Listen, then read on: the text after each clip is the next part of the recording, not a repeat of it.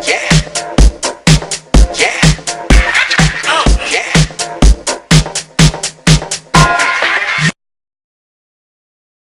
want to pick up on this idea that someone spoke about internationalizing the business. Now, how do Malaysian companies in this space, create a bigger piece of the pie for them? Because the pie is out there, right, in the world. It's not in Malaysia.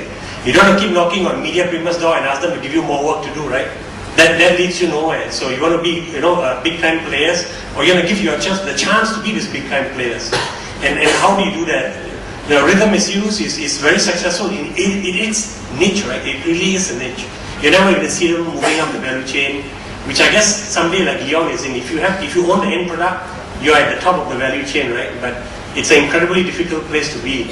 So, Hasnul, do you see Malaysian companies being able at least to be, the Malaysian version of Rhythm and Hues, and is half the battle won, the fact that we actually have the talent pool here? They'll be concentrating on the business side of it. I think from what I've learned within Rhythm and Hues, one critical point that Malaysian companies do not have, especially within the creative field, is that they don't have very strong technology infrastructure. One of the things that we do really well, and we can open studios anywhere around the world, just as long as we have the talent, is because we own our own software. We build our own software.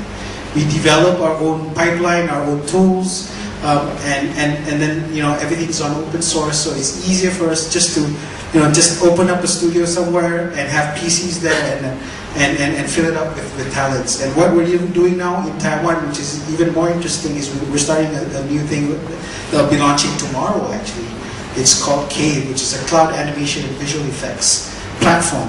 Essentially, we're starting out just as mainly as a rendering platform, but what we're going to do is build our tools on it and allow other studios to actually tap on sort of the software and a pipeline that we already have.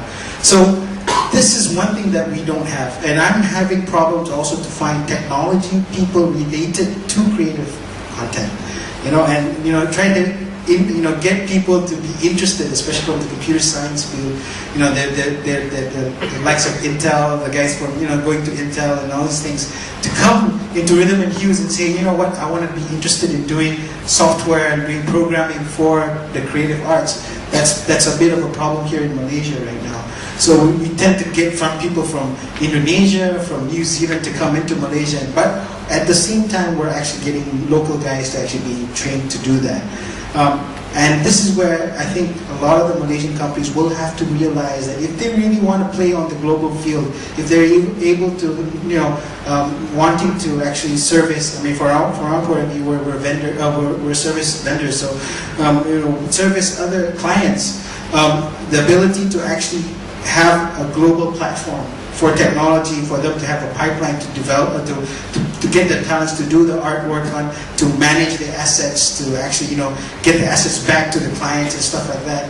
That requires good technology and infrastructure, and that is where we're coming in later on, and hopefully we can offer the same kind of sort of services in Malaysia for our local studios, and really look at getting them to be on our platform.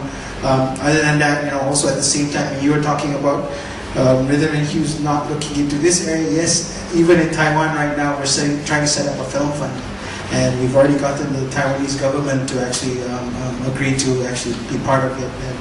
And hopefully, Rhythm and Hues will have a play in creating content. Really, so you want to move up, but not just do finish other people's work for them. Yeah, right? People will think that Rhythm and Hues is a big company and all, but at the end of the day, we're still entrepreneurs. We need to grow. We need to find the next level that we need to play in, and we've been around for 25 years doing the stuff that we've been doing. We've done Hollywood films. Even in Malaysia, we've done 16 feature films already.